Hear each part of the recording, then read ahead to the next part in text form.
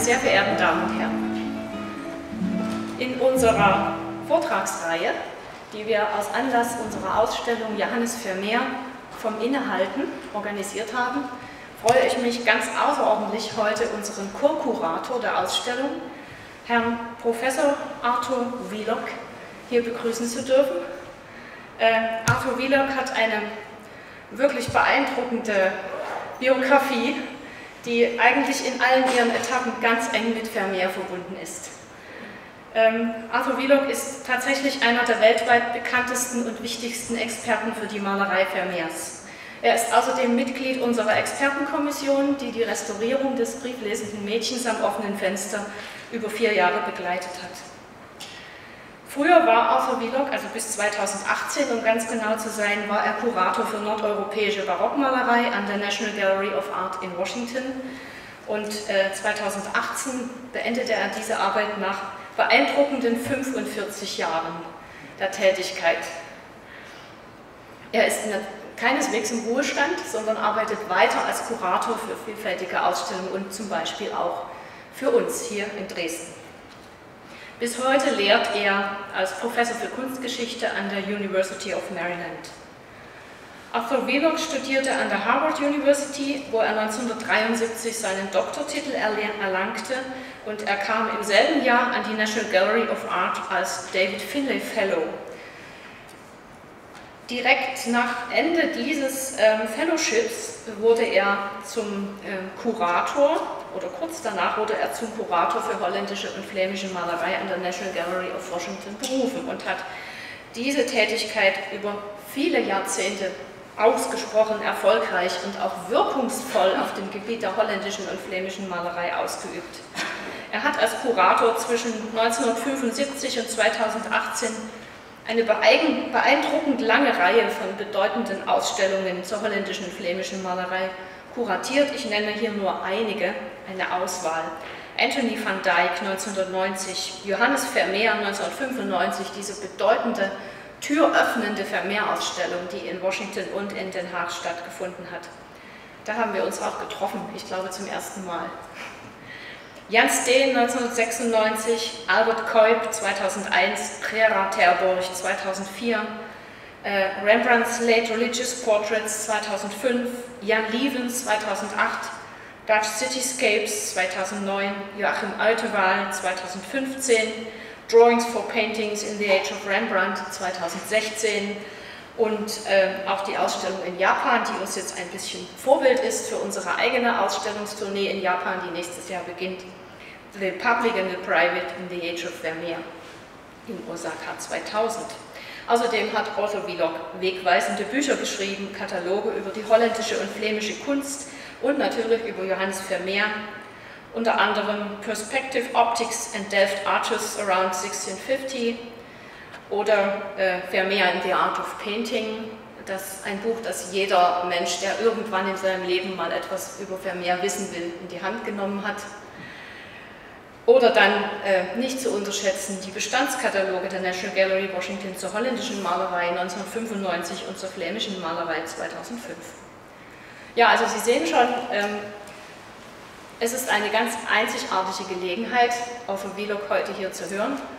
Und wir bedanken uns auch besonders, dass Sie unter diesen wahnsinnig schwierigen Covid-Bedingungen den langen Weg nach Europa genommen haben und all diese misslichen Umstände bis hin zu einem wahnsinnig teuren Test, den man hier zum Eingang in dieses Land absolvieren muss, den er sich gebracht hat. Herzlichen Dank. The floor is yours.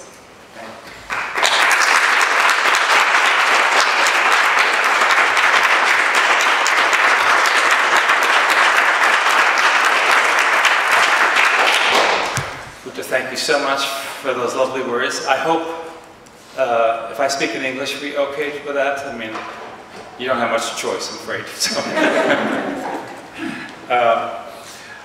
I am thrilled to be here.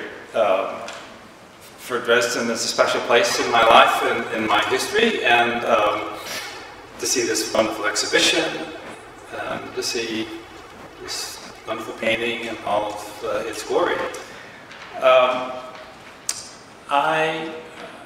As Uta has noted, I've done a lot of shows in Dutch art, and it's interesting over the years. I mean, you've done this on a year-by-year basis somewhat.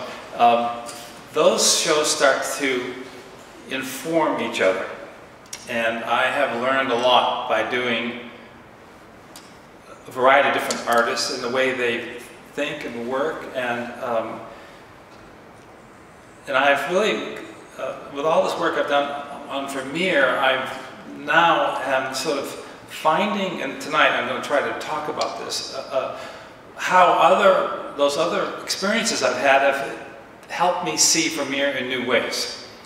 And so I am going to, I know you know this painting very well, its history and conservation. I'm going to go through some of that, but I'm also going to try to introduce another side of Vermeer that I didn't know existed until this summer. So this is I hope it all makes sense, and if it doesn't, you know, you can boo and hiss all you want. It's okay. But I want to start how special this painting, and I'm not going to start with this image, but with the image that I have known and loved for so many years. I've calculated in getting ready for tonight's lecture that I've actually known and loved this painting for over 50 years. And I first came to see it in Dresden in 1970. I was living in Amsterdam with my family, and we got our visas and went through the East German police, border police, and had a very dramatic, and that's a whole lecture, but that's another story. Got to see this painting, and because I was at that point working on this dissertation, perspective and optics in Delft, and so seeing Vermeer, seeing both Vermeers was very important for me, and we had a wonderful trip in that experience. But the real learning experience was 1978, and that was in Washington. I was a curator at that point, and that was the time when there was a spectacular exhibition from Dresden that was sent to Washington in celebration of the opening of the East Building of the National Gallery. And that was the splendors from Dresden, 5 centuries of art collecting. And it was so this exhibition was there for 3 months, and it really meant that I could look at it, explore it, and think about it in all sorts of new ways. Well, what was part of the joy of that experience was also getting to meet Anneliese Meyer-Meinschel, who was every bit as lovely and friendly as the picture would give you suggestion of here. And so we spent a lot of time together, going on long walks in Washington's parks, but always our conversations turned to Vermeer and the mysteries surrounding his work.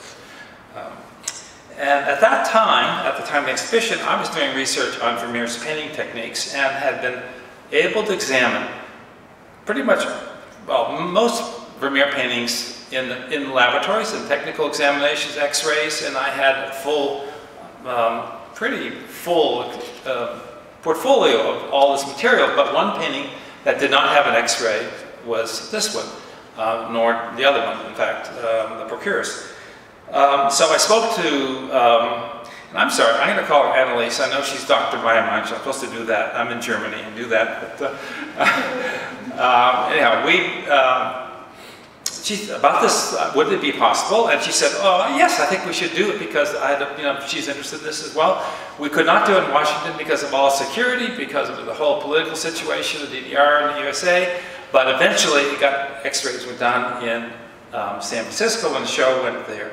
And it was at that time that, 1978, that we discovered this, all these changes that had occurred in this painting. And it was exciting, unbelievable, in that, and you probably know all this, so I'm going to try to use this to, we saw the Cupid, for sure, and then we saw changes in the position of the young lady, and we saw this roamer down there underneath the green curtain. Things that nobody had really anticipated. One of the things about Vermeer's painting, always looked like Venus on a half shell that just kind of rises, finished, complete, all done, all at once, and you never think about Vermeer's paintings being changed, the things happening. But in fact, when you think about it, there were a lot of changes in Vermeer's paintings over the years, and I'll show you some of those. But what we never anticipated that there was any distinction between these three major changes that we saw, the Cupid, the woman, or the Cupid, the Roma, that all of them had made, that Vermeer himself had made those changes. The fact that some portion of that was done by somebody else never crossed our mind, I must say. So that has been a kind of a big learning process in this whole experience. So what we did know was that in early Vermeer paintings, like in the Metropolitan Museum of Art, the Lady Sleeping, that such changes existed. There was, in fact, a dog in the foreground at that point in that painting, instead of, can you see it with this little thing that I'm doing? Okay, and there's a man standing in the back room, and you can see his hat there as well. So this is a painting earlier than the Dresden painting, but there was definitely lots of changes. I mean, those are the two major ones that you could see there. So he puts in a chair, removes the man, puts in a mirror. So you have all these kinds of changes that are going on in that work. So the idea that Vermeer made changes, in fact, was not a big surprise for us. So here we are today, and we are celebrating what you all have done here, and I really got to credit the initiative of Stefan Koja, who's over there, for thank you for making this all happen in the exhibition, and Uta, who has obviously been so fully involved in every possible way. My two co-curators, I love being included in this group. I feel very touched by that gesture. The careful examination of the Gemälde Gallery's scientific and conservation teams, the advice of the International Committee of Conservators and Curators who have been involved with this to celebrate this amazing revitalization of this masterpiece. And we're particularly grateful to Christoph Schosel, who's back there, for all of his patience, a steady hand as he carried through with this remarkable conservation challenge. Now, any change in appearance of painting, whether through restoration, reframing, or even being hung in different locations, forces one to reassess emotional reactions to that new reality. And this process inevitably makes one look more carefully and reflect more deeply on the visual power of works of art. It's both a scary and exciting prospect to see a painting change, and one that is one that you have loved and known in a certain way. In this instance, as much as I had loved Vermeer's Women Reading a Letter, as I had known it for about 50 years, I am stunned, I must say, personally stunned and thrilled by the transformations that have occurred. To begin with, I had not appreciated how the extent that its varnish layers had yellowed over time. This was really just blew my mind away. After the painting's conservation light sparkles across the composition, illuminating the young woman, her letter, the white wall behind her, the still life on the table, the large green curtain hanging to the right. The painting's personality has changed because of the impact of these enhanced light effects, which are no less vivid than those in Vermeer's Officer and Laughing Girl in the Frick, where you have it pretty much the same time, and it actually is more brilliant now than the Frick painting, which is now has somewhat of a discolored varnish on top of it. But even with the reappearance of the painting of Cupid, the young woman commands our attention now more than ever. Not just with a physical presence, but also with her emotions. Equally important, now that I know Vermeer intended the painting of Cupid to feature in his composition, I have a much fuller appreciation of his artistic intent. And I think that's a pretty crucial issue. Vermeer incorporated this allegorical picture of Cupid, which, as you all know, is based on Otto van Veen's emblem, Love Requires Sincerity, to transform his painting of a specific moment in the life of a young woman into one with a universal and timeless message about the importance of honesty and love. The visual and emotional power of women reading a letter, as well as its moral and philosophical underpinnings, sets it apart from comparable scenes by other masters. Vermeer's message would have been particularly valued in the Dutch Republic, where the receiving and writing of letters was so crucial for personal relationships. Communication with distant loved ones was almost exclusively conveyed through such means. Gabriel Metsu captured this special bond in the beautiful pendant portraits, paintings on loan here from the National Gallery in Ireland. In these stunning works, Metsu depicted the man writing a letter at a table and his loved one carefully reading it as she turns the letter to light streaming in through her window, and or perhaps to keep the message private and away from the eyes of her maid, who was at that moment pulling back a curtain hanging over a marine painting. Metsu incorporates subtle pictorial elements to indicate the different realms of man and woman. While he writes before an open window with a globe on his table, both which suggest his outward-reaching worldly concerns, she reads her letter before a closed window while doing her needlework, indicative of her domestic realm. Above her is a mirror, symbolically signifying her reflective nature. A small pictorial element, which Adrian Vibor, a former curator in Dublin, pointed out to me, is the thimble on the floor. I don't know if you can see that down here. There's a little thimble down on the floor.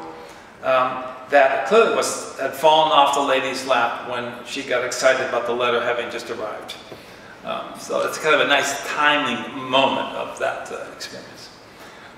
Men and women of all ages received mail in their Dutch Republic, but painters largely focused their concerns on young women's reactions to love letters.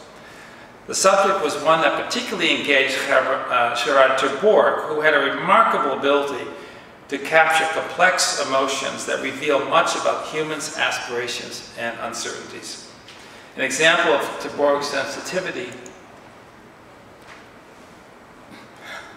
to the psychological impact of the written word is seen in the dejected posture and expression of the young peasant girl, reflecting on the distressing contents of a letter that she holds in her hand there on the right. Both of these paintings, wonderful paintings from the Rijksmuseum. Ter Borch also recognized the potential of reflections for revealing emotional character of the sitters. In Woman at a Mirror, the artist focused upon the interactions of a maid and her mistress sitting at her dressing table. Ter Borch does not elucidate the circumstances for this encounter, but the concerned expression on the mistress's uplifted face, visible only through the reflection in the mirror held by a young page, gives this painting a poignancy that belies its small scale. Ter Borch's innovative approach to depicting scenes of daily life, then called modern paintings in the 17th century, would have been well known to Vermeer when the two artists, Ter Borch and Vermeer, co-signed a document in 1653 in Delft, 2 days after Vermeer's wedding to Catharina Bons. At that time, Ter Borch, a generation older than Vermeer, was a distinguished and world-renowned artist, whereas Vermeer was not yet even a member of the Painters Guild in Delft. When Vermeer came to paint women reading a letter some 4 years later, Ter Borch's approach to modern subject resonated profoundly in Vermeer's conceptual ideas for this work. Even so, when Vermeer painted women reading a letter, he fundamentally changed the nature of Ter Borch's concept of a modern subject.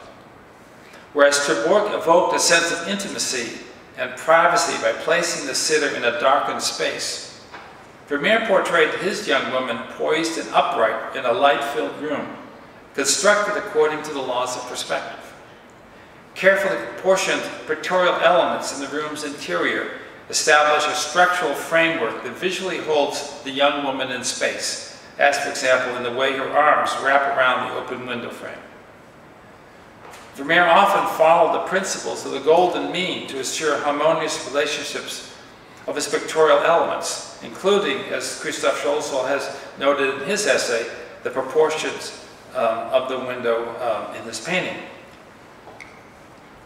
Technical photographs of women reading a letter reveal that Vermeer's initial concept was closer to that of Ter Borch than his final composition. Vermeer originally painted the young woman turned away. I don't know if you can make this out in the slides or not, but you can see there are two profiles of her face, the profile of the painting, this in this technical photo, but initially her face is a little bit lower and in front of that. Her hands were at a different position, and that position, and her back was, you can see her back coming down here, that position of her, that original concept is the image one sees reflected in the mirror. So Vermeer originally painted the young woman turned away from the viewer in a pose emulating Ter Borch's woman at a mirror. So the painting on the left. So you have another innocent of a woman with a lost profile, or this totally gone profile in this painting. But that's aspect, that way of Ter Borch engaging the viewer by having him speculate about what's going on with the viewer is very much part of the sitter is very much part of his way of conceiving his compositions. However, Vermeer changed the woman's position so that she would appear in profile, a pose traditionally associated ever since antiquity with dignity and timelessness. Strikingly, despite this revision, Vermeer never altered the original reflection of the woman's face and body in the leaded glass window, probably to extend the sense of time by suggesting different moments in the reading of the letter she held so dearly in her hands. Vermeer seemingly created women reading a letter and his other genre paintings with a different mindset than Ter Borch and other of his contemporaries. So this is something that one also sees in some of these wonderful Vermeer paintings in the show, the woman in blue from the Rijksmuseum and the lady with a pearl necklace from Berlin. When engaged in such domestic activities, Vermeer's figures do so quietly and with restrained gestures. The underlying structure of Vermeer's compositions, the character of his light, and the freedom of his brushwork all indicate that he was interested in creating something beyond the semblance of reality, which is something that the other genre painters really strive to get over and over again, as detailed handling and the Tao or Vermeer's Ter Borch will show. Vermeer minimized the transient, momentary qualities of his narratives that other genre painters emphasized to give them a more enduring quality. As in Women Reading a Letter, Vermeer often adjusted the placement of objects and eliminated others during his painting process. Aside from the early woman asleep in the Met that we looked at earlier, infrared reflectographs also indicate he made radical changes in other paintings, including the woman from Berlin, the pearl necklace, and that, you see this image of a reflectogram, that originally there was a map, a large map on the back wall, which we know from other paintings. There was a lute in the chair in the foreground.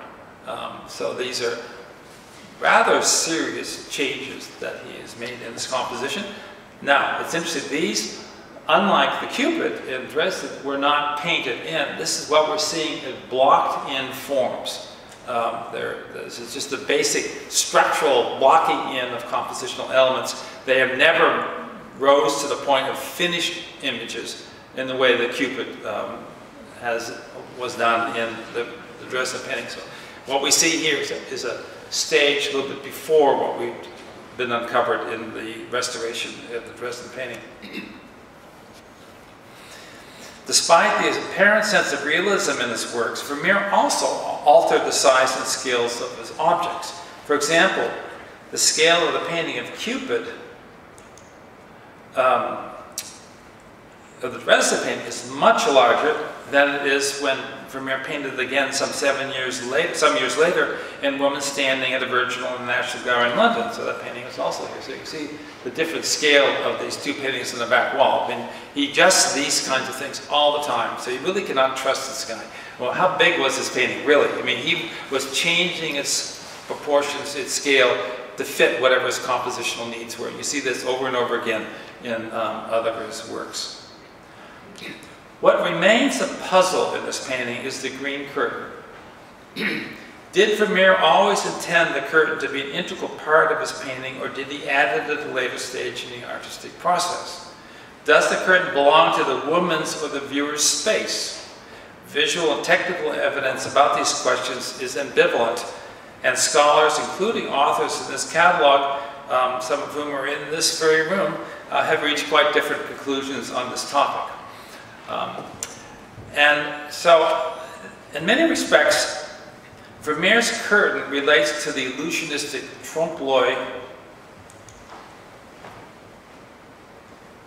curtains hanging from painted picture frames in two of the church interiors in this exhibition, but I'm showing you here Gerrit Hauge's painting from the early 1650s.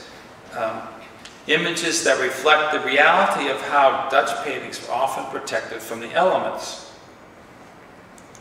And we see this, for example, in this wonderful painting by Metzu from Munich, where you see the curtain hanging over a church interior in that interior. Curtains, however, also served as room dividers in Dutch homes, as evident in a painting by Peter de Hoek, Soldier Paying a Hostess, which the artist depicted in Delft. So you can see the curtain just dividing in space. He painted that in the late 1650s, exactly during the year that Vermeer was painting the Dresdner Vermeer. So it's a situation that was actually current at that time. So the question remains, is Vermeer's curtain a trompe-l'oeil device or not? And does it make a difference in the thematic character of the painting? Robert Fucci has astutely noted in his catalog essay that an important difference exists between a viewer's reaction to a trompe-l'oeil curtain seemingly hanging before a painting, such as in Hauge's church interior, and a curtain that appears to be part of the pictorial space. In the first instance, the viewer is an external observer, psychologically removed from the scene depicted, whereas in the latter instance, such a separation does not exist.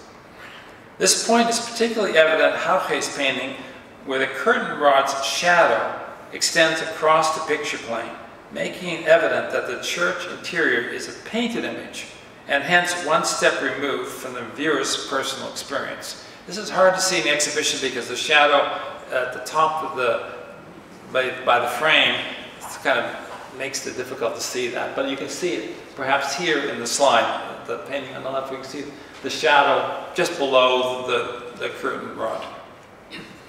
No comparable shadow is seen in Vermeer's painting, which indicates that the curtain had a different function than pure trompe-l'oeil. Evidence gained from the conservation treatment reinforces this conclusion. Not only does the curtain rod, and here's some details on the right and on the top are details of the Hauge's, and on the left and below are details of the Vermeer.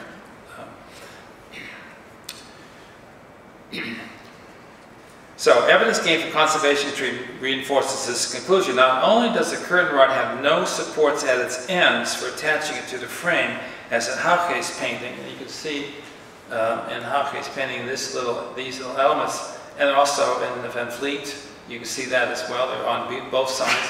But here in the Vermeer, there are no such things.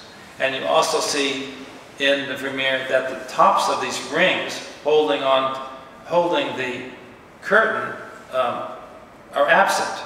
They just go on below the rod, not above the rod as they do in Hauge's painting.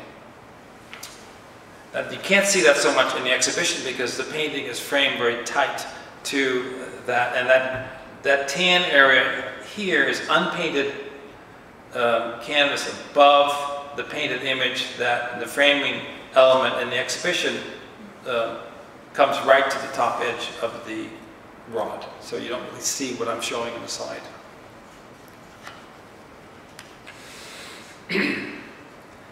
So anyhow, both facts indicate that Vermeer intended the curtain rod and rings to be visually cut by the frame, and hence that the curtain existed within the woman's space. Take that in conjunction. Here you can see the shadow also there, which you don't have in the Vermeer. What then is the curtain's function? How does it connect the viewer to the image and reinforce the thematic character of the image? Two explanations seem possible to me. To begin with, I find the curtain's flowing robes quite different. Let me see if I get another slide here. The flowing robes are quite different from those of Houfkes paintings, which hang without any sense of movement. It is as though the curtain has been drawn back by some invisible hand to reveal for us a private moment in a woman's life as she quietly reads a letter in a corner of her room where we have no ability to enter into her space. An implied connection to the viewer is also evident in the way light illuminates the front of the curtain, thus from the viewer's realm rather than from that of the young woman. One other function of the curtain is to create a visual separation between the young woman and the painting of the Cupid, which is also more muted in color than the rest of the painting. Finally, the curtain's partial concealment of the painting of Cupid has a thematic implication. It reinforces the fact that the fullness of the letter will only, the fullness of the letter's message will only be revealed when the young woman finally finishes reading it. So it's as though it's unfolding as she is reading the letter, and that fullness of the experience of the message will be then visible once she understands what the letter is getting at. How Vermeer came to paint such visually engaging works connected to contemporary subject matter, yet underlain with great seriousness of purpose, is a question that has bedeviled students of Dutch art over the years. Was there some aspect of Vermeer's background and training that led him to create such compelling images, or might it have something to do with the character of the city itself? Delft had a proud history through its connections with William the Silent, the Prince of Orange, who led the Dutch revolt against Spain before his assassination in 1584. The small walled city was known for its picturesque canals and large market square, which was flanked by the town hall, the Nieuwe Kerk, the apse of which was the tomb of William the Silent. So here you have the wonderful Vosmore painting from the Prinsenhof. There is the Oude Kerk, there's the Nieuwe Kerk, there's the town hall, and this of course is the little street from the Rijksmuseum. And then around this market square at the one end, the Nieuwe Kerk, and in it is the tomb of William the Silent, a little bit of which is seen in this fascinating painting from the Prinsenhof in Delft, which is partly covered by a gold-colored curtain, gold for the Prince of Orange. So that has connections there in this painting by Hendrik van Vliet. And then close by all the market square, and here's the market square, there's the Nieuwe Kerk, there's the town hall, and here is the Oude Kerk. So this is a print from a map, a large map of Delft with significant buildings all around it. That's a wonderful print in the National Gallery. So we've just been looking at some of this. So this is an interesting map, and I know you, Stefan Koch, I believe, put the colored version of this map in the exhibition. So you can see where Vermeer lived, and the family tavern. Mechelen was there. The mother-in-law lived over here. The Guild of St. Luke was here.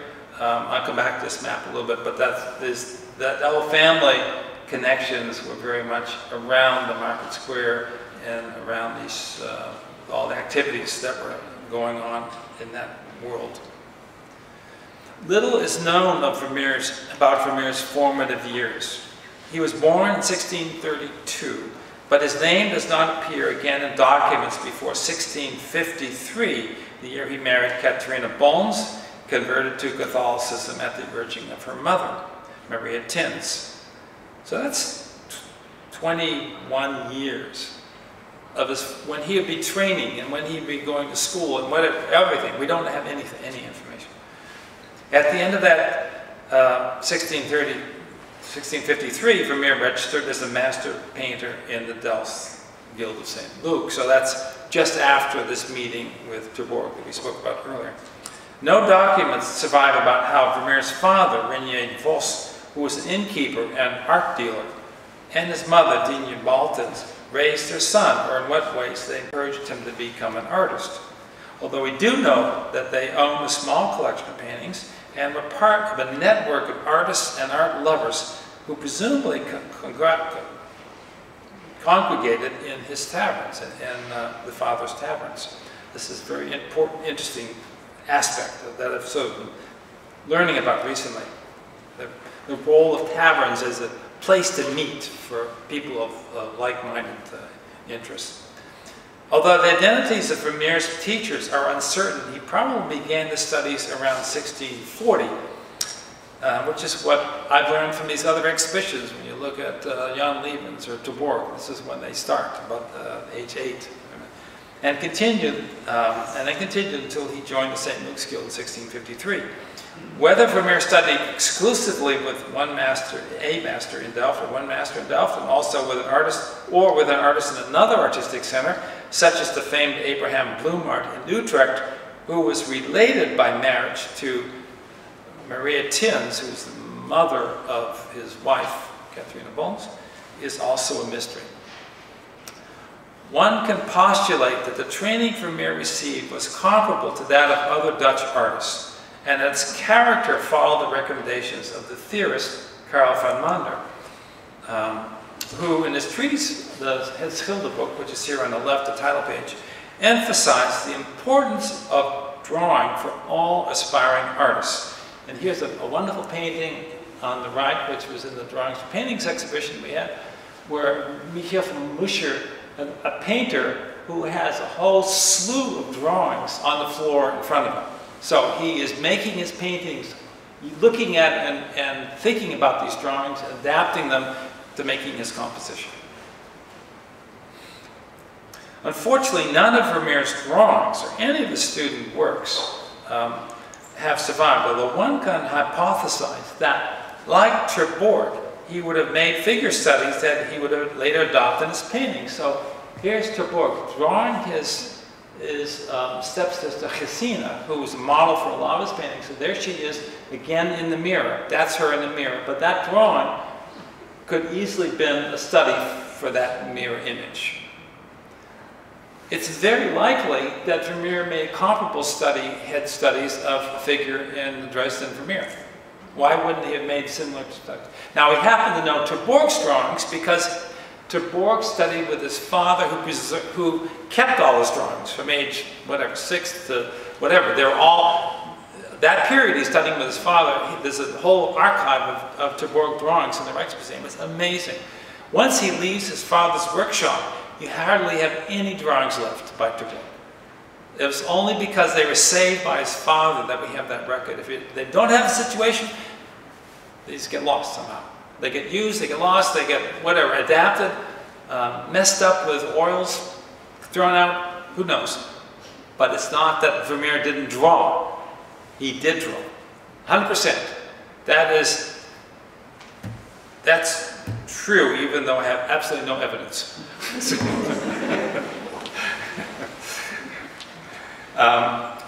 The only evidence, there is little bit of evidence, but not much. But it's still interesting. This is the wonderful painting in Vienna, the art of painting, the allegory he does later in his life. And there is an artist. It's an allegorical painting. It's not real. It's an allegorical painting. An artist there sitting at his easel, and he's blocking in the lower leaves from the head of this model, who's Cleo.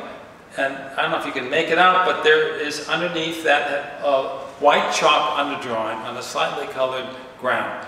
So it's that kind of drawing is recommended. This is a painting how an artist is supposed to work. So that's what Vermeer is showing, how an artist ought to work by doing these kinds of drawings, blocking it in on the basis of those drawings. So he's clearly making drawings like that, I'm sure, and virtually on every painting he's doing this because that's another thing that Van Mander says: make underdrawings for your paintings, make compositional studies for your paintings. So that's all part of Van Mander's recommendations.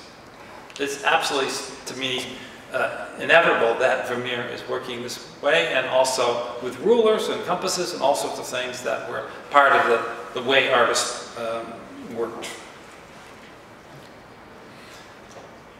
Now, Van Mander, aside from urging young artists to draw, also urged them to become history painters, which he considered the highest echelon in the visual arts. History painting required that the artist use his imagination to create compelling, biblical, mythological, and allegorical scenes that had moral, ethical, or political implications for contemporary life. Vermeer evidently took Van Mander's recommendations to heart if one judges from his early history paintings. There's the Diana, for example, in the Maurits house. There's Christ in the house of Mary and Martha. And then there's this wonderful painting here in Dresden, which he based the composition on a painting in his Maria Tin's collection, Vermeer's mother-in-law, Baburin painting of the Procuress. And Ute and I talked about this yesterday. I'm quite convinced that he added a figure, and that figure is a self-portrait. And so he's changing that three-figure composition to a four-figure composition, but also not just the Procuress anymore. It is the prodigal son. I'm sure that's Vermeer's wife, Catharina Bones, and that's Vermeer. And this is kind of, you have this so beautifully represented in this museum with the Metsu that's in the exhibition, and also the great Vermeer that you have you have the artist and his wife in both instances there as part of the biblical narrative, as it were. So he's changing a genre scene into a scene that has these implications that are totally consistent with what it meant to be the history painter.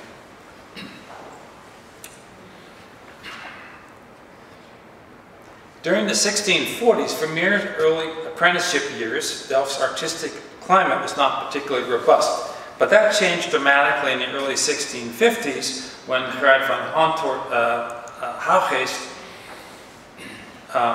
began painting his innovative depictions of the Nieuwe and Oude Kerk. And this is the Oude Kerk, and that's the painting that we were talking about earlier. Vermeer would have undoubtedly admired the dramatic perspective effects Houwgeest introduced in his light-filled interiors of these churches, and the trompe-l'oeil effects he introduced with curtains and painted frames. Particularly noteworthy was Houwgeest's effective use of two-point perspective system to create rapid recession of space, and that he would have adapted that perspective system from a perspective treatise by Hendrik Hondius. And there you can see one of the diagrams that would have been at the basis of this perspective system that Houwgeest and other artists in painting church interiors were using. Strikingly, Vermeer also later found Hondius's treatise extremely useful when conceiving his interiors. Instead of a two-point perspective system, Vermeer used another of Hondius's diagrams, a single-point perspective structure. And that's this one over here, so as you can see a totally different approach. And that is the structure, that type of interior. We have all the recession of doors and windows and floors and tiles, and the eye point here, the oogpunt, all going to the vanishing point. That is the kind of back wall element that both Vermeer and Peter de Hoek used in Delft for their in-genre period. And that's exactly the same approach in the Dresden Vermeer. So this all comes out of Hondius. It's a very usable perspective book for artists. You didn't have to read a lot of pictures and not much text. A Delft artist who was often connected to Vermeer, even during his lifetime, is Carl Fabricius. And this is painting in the National Gallery in London, self-portrait, who was tragically killed in a Delft powder explosion in 1654, who had been a pupil of Rembrandt in the early 1640s, but had moved to Delft in 1650, where he became fascinated with perspective and optics. The great theorist of Dutch art, mid-century theorist Samuel van Hoogstraten, who knew Fabricius when they were both students with Rembrandt at that time, he wrote that in Delft, Fabricius was able, through his knowledge of optical effects gained through mirrors, globes, and lenses, to create illusionistic wall paintings, and as well as his knowledge of perspective. Although Fabricius's mural paintings have disappeared, the influence of a wide-angle lens is particularly evident in an evocative painting in the National Gallery in London, musical instrument cellar in Delft. And I'm going to this is an experiment I did in those dissertation years. I'm just going to bring it back to show you because I think it's so interesting. So this is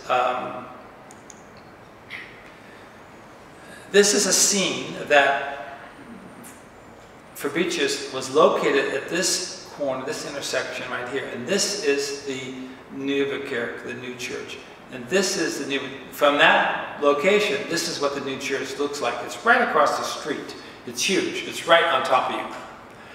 But if you look at that church through a wide-angle lens, you get all these interesting curves at the bottom, and also the church now looks far removed. It looks quite distant and quite small. And that is exactly what happens in the painting. So this is a detail of the painting. That's the wide-angle lens view. That's a reminder of what the whole painting looks like. And it creates a kind of, the connections between the wide-angle lens experience and this image, to me, is quite striking. And it also makes very interesting experience because it's a dreamlike world that suddenly this figure sitting there is part of. He's not right next to the church, but he's thinking about the church. And if you look at the couple small little figures way back here, you can just see. So the scale differential is huge, and that's all because of this lens thing. But it shows that experiments were being done, the use of perspective optics in different ways, this is just one example, was fascinating to all these artists in Delft at this time. Fabricius' interest was likely nourished in Delft. There's no evidence he did any of this before he came to Delft, because it was a center of intellectual inquiry into and practical application of mathematics and optics, concerns that were fundamental to the study of natural philosophy. Discoveries in natural science and development of optical devices occurred in Delft because of the presence of branch offices of the Dutch East India Company, the Dutch West India Company, the Noordship companies, all of whom sent ships to the far reaches of the globe. These ships required navigation tools such as telescopes, astrolabes, sextants, similar to those in Vermeer's paintings of the geographer and its pendant in the Louvre, the astronomer, which is on the right. Vermeer's connections to the network of Delft scientists, astronomers, and surveyors interested in examining and discovering the nature of the world has not been sufficiently considered in Vermeer's studies.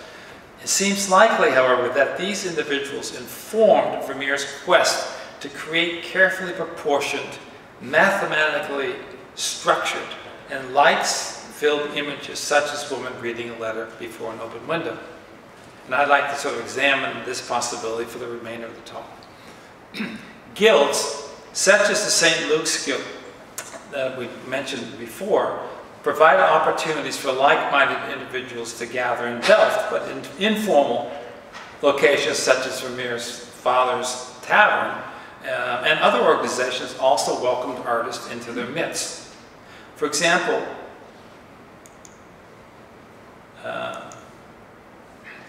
the Delft Anatomy Theater, which opened in 1614, was in a facility attached to the Oude Kerk. So this is the Oude Kerk, this is the Oude Kerk. So right over here is the Anatomy Theater. 1614 it gets formed. And that became an important mecca for scholarly discussions for those interested in scientific instruments, including microscopes, which may explain why Delft later became a center for the production of lenses. And like the Anatomy Theater in Leiden, the dissections took place in a chamber that was essentially a Kunst- und Wunderkammer, containing skeletons and other rarities that had moral, philosophical implications. And this is an image of the Leiden Anatomy Theater, and there you can see Adam and Eve in the background, and also the skeletons. Adam and Eve are, where's Adam and Eve? They're there, anyhow, believe me. There are lots of skeletons that make you think about all sorts of life and death and mortality and what it all means. Evert van Steenwijk, who lived he lived right here in this corner, so not far from the Oude Kerk, was one of the few 17th century lens grinders in the Netherlands. In 1610, he constructed a telescope that was shown at Leiden University. And this is just a generic picture of a man with a telescope, and another generic picture of, well, not generic, but there's a lens of spectacle seller. So the idea that the lenses and spectacles and telescopes were being produced, I just want to give you that sort of visual experience. But Steenwijk's telescope was shown at Leiden University and had enormous implication for the study of natural philosophy and cosmology throughout the land. Interestingly, two of van Steenwijk's sons, Harmen and Peter, and this is an image from Harmen van Steenwijk, who, from Leiden, Museum in Leiden, Lakenhal, became successful painters, evidence that the network in Delft between scientists and artists was extremely close. Both brothers, who belonged to the network, also belonged to a network of artists associated with Vermeer's father, Renier Vos, and they painted, like this painting, Vanitas still life, with sunlight streaming in from above, suggesting that the Steenwijk brothers were not only interested in light as a natural phenomenon, but also for its spiritual implications. And just think about the whole Anatomy Theater right there and all that, this ties into that kind of realm. Evert van Steenwijk's, renowned for making optical instruments, including telescopes, continued throughout his life. However, this lens maker, who died in 1654, that's just when the explosion was not the only one who had mastered that craft in Delft. In 1655, another local practitioner, Johannes van der Weyck, completed a commission for a telescope that van Steenwijk had not been able to fulfill before his death. In that same year, van der Weyck traveled to The Hague to demonstrate another of his optical devices, a camera obscura. An English enthusiast described the experience by writing, "At The Hague, one can now see a performance where a pair of lenses placed in a window creates an image of objects in the street outdoors on a table in the middle of the room. Van der Weyck makes all manner of tubes and microscopes. He's a most rare workman." So we don't have an image of this camera obscura, but this is a wonderful manuscript that I have that I used to work with in the Rosenwald collection that shows Florence, and it shows you more or less what he's talking about. There's an image of the church going, and then through, but actually without lens, just a hole in the wall here, he creates the light in the camera obscura, a darkened room, creates an upside down images on interior. So that's the kind of magical world that the camera obscura revealed to people. And on the right is I'll just mention his Constantine Howard. I'll talk about him in a second. Vermeer, who lived not far from Van der Weyck, and Van der Weyck lived near Steenwijk, so that same part of the town, would certainly have known about his camera obscura. For this device offered fascinating new possibilities for viewing and portraying the physical world that Vermeer later exploited in his paintings. Vermeer, however, would, and it's not so much an issue with the Dresden painting, but it might be, but we don't, it's not evident that there's a camera obscura experience there. But that's another question. Vermeer, however, would have been conscious of how the camera obscura was admired for revealing fundamental aspects of the laws of nature.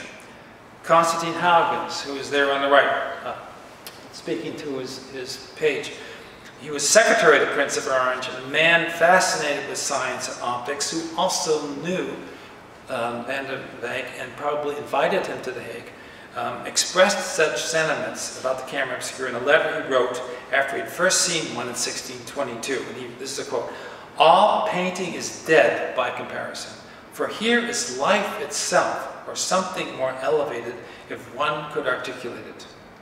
And I've always thought that Huygens' phrase, "life itself, or something more elevated if one could articulate it," captures the essence of Vermeer's art as well as its mystery. Perhaps the most important individual for Vermeer in this network of like-minded individuals was Jacob Spoors. And I did not know this name until this past summer, really. This is a whole new world for me to explore, and this is all because of a wonderful article that a gentleman and an assistant wrote in a journal of the history of science, and I had not been aware of that journal or the kind of literature that was going in there. Anyway, from that article and some more research, come up with this little story. Vermeer likely met Spoors in the early 1650s through his future mother-in-law, Maria Tins, since Spoors had served as her notary in 1649 and 1651. In 1657, 4 years after Vermeer's marriage to Maria Tins' daughter, Catharina Bons, Spoors became Vermeer's notary. A timing of great interest because that exactly when Vermeer was embarking on a painting that we all know and love. So this timing of this, him becoming Vermeer's notary, and when this painting gets painted is really quite incredible.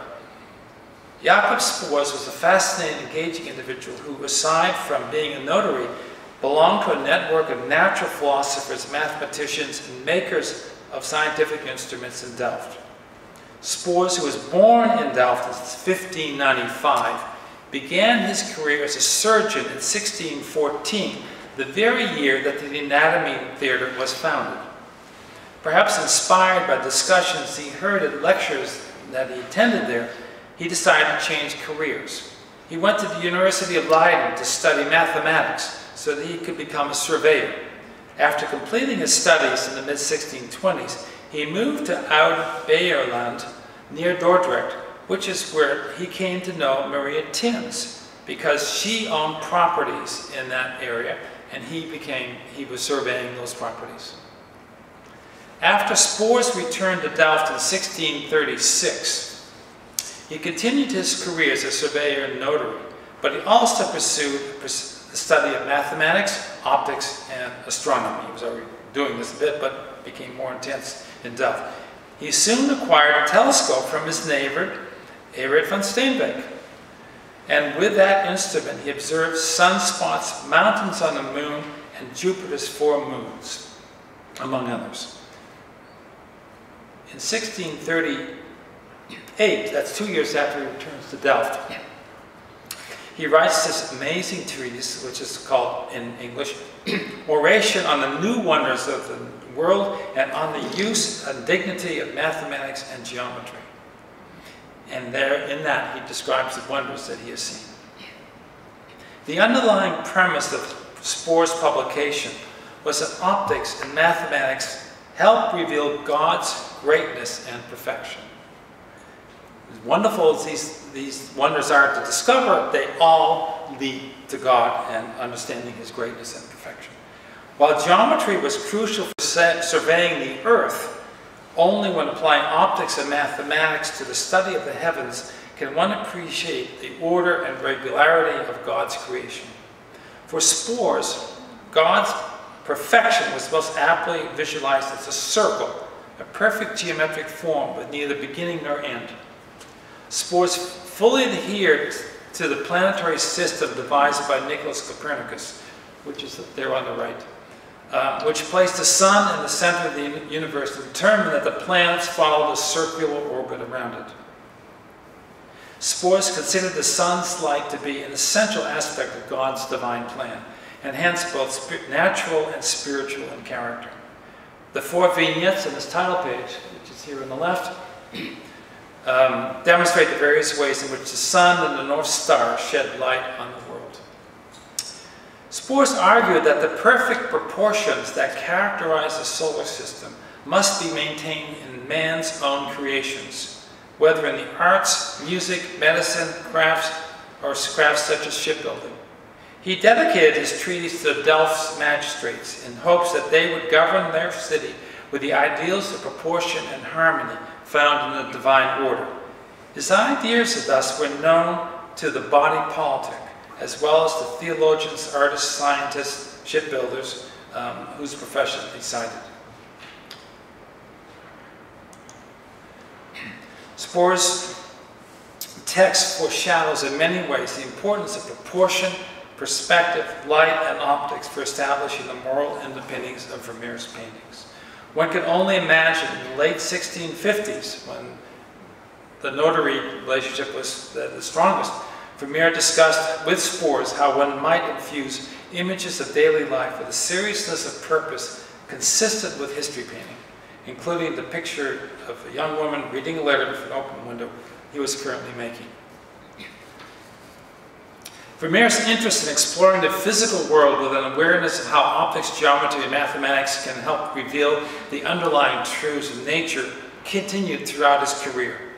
The most compelling example of how fully Vermeer appreciated the connections between the study of nature and the spiritual realm came in the late 1660s with the pen paintings of the geographer and the astronomer.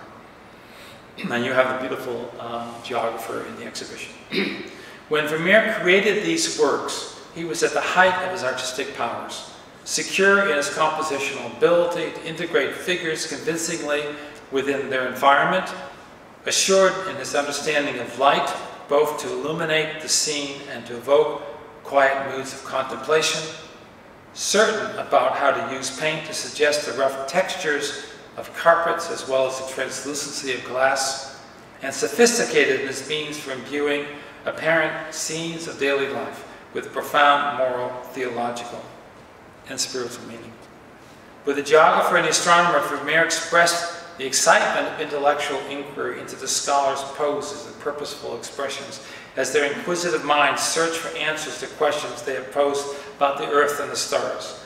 The geographer rests one hand on a treatise and holds dividers in the other while he gazes toward the light, confident that with knowledge based on a firm, scholarly foundation, and with the aid of precise measuring tools, he could chart new realms through his own measured judgment.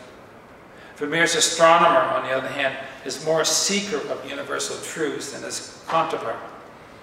As he reaches out to measure with his hand the distance between the constellations depicted in the celestial globe, he searches for a new understanding of the mystery of the cosmos, more concerned with the study of the underlying laws of nature than with the observation of the sky itself. Vermeer could only have come upon such specialized knowledge as scientific texts, instruments, maps, and globes by consulting with individuals involved with geography and astronomy.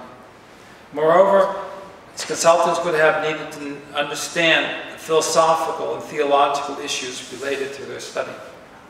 Such an individual would have been Jacob Spoors, but also his friend and colleague, Anthony van Leeuwenhoek, who was born same year as Vermeer, there he is on the right, and who became the executive of Vermeer's estate after his death. But Spoors and van Leeuwenhoek were neighbors, related by marriage, and they also shared an interest in optics and a conviction that scientific discoveries brought one closer to the knowledge of God's greatness. This is the same thing that you heard, that I read from Spoor's text. Leeuwenhoek writes about his discoveries of the microscope. It's all the same thing, exactly the same approach. Seeing these little things makes me understand God's greatness. I mean, it's just exactly the same thing as the solar system is. And it's interesting that in 1669,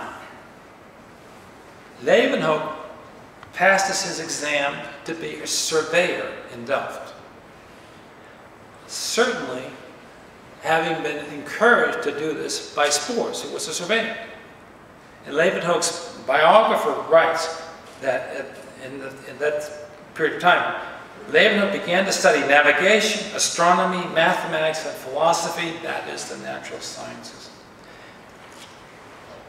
So I think this is the same guy.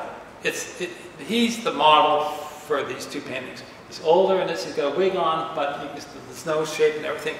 And the connections between Leeuwenhoek, what he's interested in at that point, he's not interested in microscopy so much as with the surveying and the astronomy. The existence of a network of artists, mathematicians, scientists in Delft who were interested in using optical devices to explore the physical world and who were aware of the spiritual implications of such studies has long been overlooked. Vermeer is clearly part of this community of like-minded searchers for knowledge of the physical and spiritual worlds. Although these forms of inquiry likely existed in other Dutch cities, they're particularly pronounced in Delft, in large part because it was a center for the study of optics. Although the ideas and concepts that Vermeer garnered from this community hardly explain every aspect of his artistic genius, they do help explain why he approached his art so differently than did his contemporaries, which allowed him to create the wonderful timeless paintings such as this beautiful work here in Dresden. Thank you very much.